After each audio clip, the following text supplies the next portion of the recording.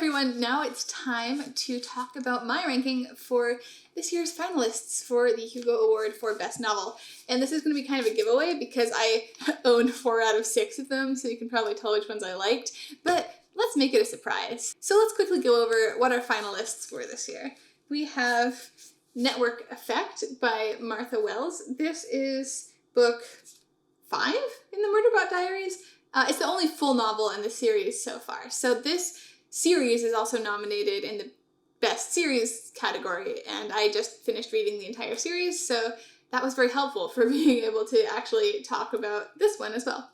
But I should probably do a full series review at some point, you know, when I catch up on all the stuff I haven't filmed in the last 2 months or so. Then we have Piranesi by Susanna Clarke. This is it only her second novel by the author of Jonathan Strange and Mr. Norrell, which came out a million years ago and which I read a million years ago. I actually read this one twice this year, once on ebook and once on audiobook because I kept hearing that the audiobook performance is really good and it's short. And I also clearly bought a copy, so you can tell I didn't like it. This is a pretty weird fantasy book, definitely more on the literary side. Then as finalists, we also had Black Sun by Rebecca Roanhorse, which is the first book. I think it's supposed to be a duology, and the next one is coming out next year, but I'm not 100% sure if that's definitely going to be only 2. It's the first book in a new series. So Black Sun is a fantasy novel that's set in sort of a pre-colonization, pre-Columbian America, is drawing on several different cultures and follows a few different characters leading up to this eclipse at the end of the first book that is sort of a pivotal, magical, and political moment. I read and reviewed this book about a year ago, so I think the details are getting a little rusty and I haven't talked about it. That might not be the greatest synopsis, but I do have a review up of that if you want to go check that out. Then we have The Relentless Moon, which is the Third Lady Astronaut book by Mary Robinette Kowal. This one I also have a review up. I think I reviewed that in summer 2020 when it came out, so also a little less fresh in my mind. It has a different main character than the first couple books in the series and is dealing with a lot of things that sort of, I think, accidentally became socially relevant, including a polio outbreak. So yeah. Then we have The City We Became by N.K. Jemisin, which is also the first book in a new fantasy series by her, where cities, sort of personified cities, come to life as people. And then we have Harrow the Ninth, the second book in what was the Locked Tomb trilogy when this book came out and is now the Locked Tomb Quartet. The next one is coming out next year, I think, like fall 2022, and this is the sequel to Gideon the Ninth. So now that I've gone over that, let's rank them. Just as a reminder, this is only my personal ranking. I have no idea which one will win. To be perfectly honest with you, I don't really care, which is probably kind of silly to say considering I'm doing all these videos about the Hugos, but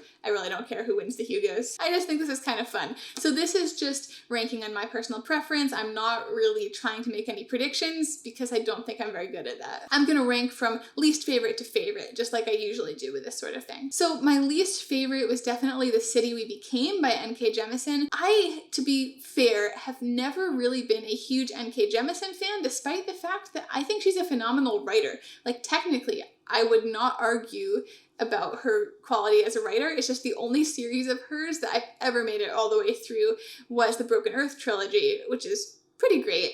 And I've started all of her series. I don't really connect to her writing. And I think the reason I've kind of given for this before is that I feel like she tells really epic stories in these very intimate, personal ways that feel kind of like narrow and focused to me, and I think that's not what I always look for out of epic fantasy. I don't know, something about how she writes, just I don't really connect to it very well, and that was very much the case with The City We Became. Obviously, she has won loads of Hugos in the past. She may very well win this one, and that's totally fine by me. I just generally actually don't enjoy her books, but I'll probably keep at least trying her series because I think she's a really interesting writer. Number 5, I'm gonna put Black Sun by Rebecca Roanhorse here. I actually really enjoyed this book. So yeah, I think even compared to last year when I did this, I think I enjoyed most of the books that were finalists this year. I just personally, I mean, I guess I enjoyed Black Sun less than the next 4 books I'm going to talk about, but also it just feels really incomplete to me. Like, a lot of people complained about this. It ended on a massive cliffhanger. There's a lot that needs to get developed in my mind in this series to sort of make it work, but the book had fantastic world building, interesting characters, a lot of really, really strong stuff. I do think it was a good book. It just didn't feel like a complete book. I felt like it needed a couple more 100 pages to me, plus the rest of the series, for me to really evaluate how I feel about it. So just putting this up for best novel just felt kind of, I guess, premature. Like, I won't know how good it is until I read the next one. So the next ranking kind of kills me because I love this series, but I'm putting Harrow the Ninth in 4th place, even though I enjoyed the heck out of it. And I think it's because I feel like I kind of have to evaluate how I feel about these as individual books as well as how I feel about the series. And I loved Gideon the Ninth, and I really enjoyed Harrow, but it's just such a weird book. I mean, it's in second person. A lot of it doesn't make sense until you kind of get to the end. It has a good payoff in terms of the reveal. I wanted to actually reread Gideon and this just to sort of clarify my thoughts on it. I didn't get a chance. So I really enjoyed this. I'm still super excited for the next book in the series. I'm kind of dying waiting for it to come out. But I didn't think that this book is maybe that strong on its own. You know, it's confusing, it's hard to read, you have to force yourself through it, and then it's kind of worth it at the end, I think. But to me, that just isn't like best novel material, even though I enjoyed it and it was a fun experience. I do like being frustrated and confused by books in general. Like, that's something I'm definitely into. But to me, there was just, I don't know. This book definitely gave me some doubts about where the series is heading and what it is, even though I'm still very much on board for the ride. Then in 3rd, The Relentless Moon. I have a review up of this book. I think I said that already. And this is, again, I read this book well over a year ago, so I'm kind of going off my memory of that. I was very sucked into this book. I really like it. I think almost everything about it was just really, really good. The character writing, I love having an older, I hate talking about people as like older women now that I'm in my 30s, and I'm like the oldest older women that are ever the protagonists in science fiction and fantasy are in their 30s, so, you know, I feel like grandma over here. But no, the character in this was older than that. But I really liked her relationships, her psyche. It all felt super real. She sort of balances her career as an astronaut with being a politician's wife. She's hyper competent, but struggles with certain things. And those are all things I really enjoyed. Definitely a little hard reading about an epidemic in this book. That was a little traumatizing. But yeah, I think this was a great book. I really recommend this series overall if it's something that's interesting to you. So I'm putting this in 3rd, just, you know, very solid. And now, exactly the situation that I dealt with in doing my best series ranking, we have a Murderbot book and another book that I both really liked.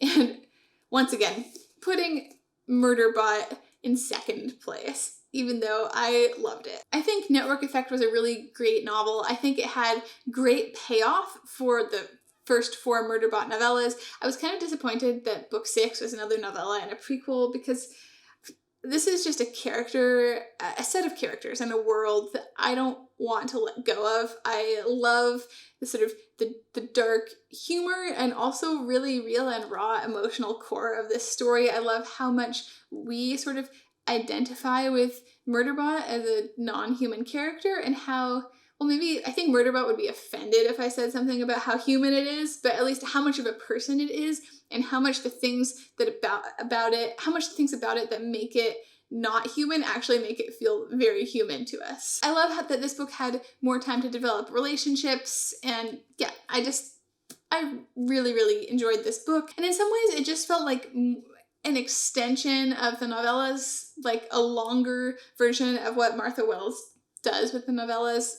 But yeah, in the end, I had to put Piranesi in 1st place, and I'll talk about that in a second, but I certainly really enjoyed this book. Okay, Piranesi. I'm putting this in 1st place, I think because it has stuck with me the most, and I think it's going to stick with me the most out of any of these books in terms of how much I talked about it with people, how much I thought about it. I super regret that I did not ever do a review of this book, and I kind of forgot it was on the Hugo Awards shortlist for a while, and by the time I sort of realized that, I had read it twice already without reviewing it, and I was going to have to read it a third time to actually do the review.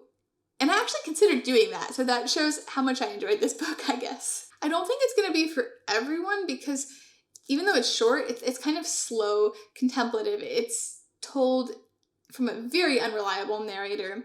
It definitely is something I would consider to be more on the literary side of fantasy. I think if it's for you, it's a book that's likely to be very emotionally impactful. And just, I guess, is this the only standalone on this list? I think, let me think back over that. Yeah, this is the only book that's a standalone out of all the books that are in contention for best novel this year.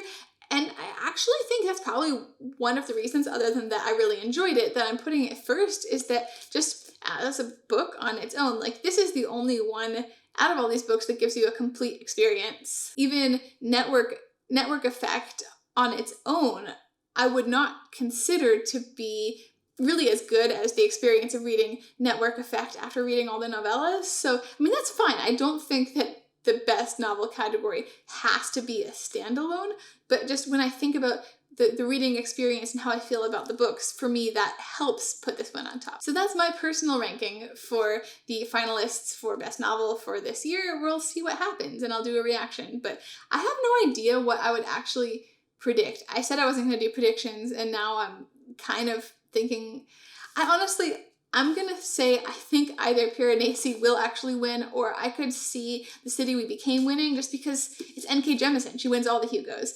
But I'll follow up afterwards, and we'll see how this goes.